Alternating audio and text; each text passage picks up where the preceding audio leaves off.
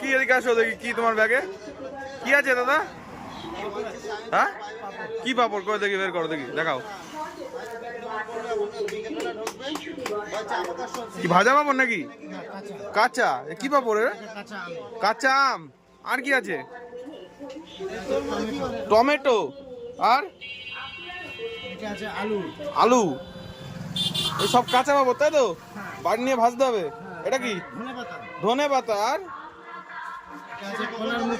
কলার মুচা। এই যে কি তুমি বানাও দাদা? বাড়িতে বানাও? ওটা কি ডাল? মুগের ডাল। এই কটা রকম এটা?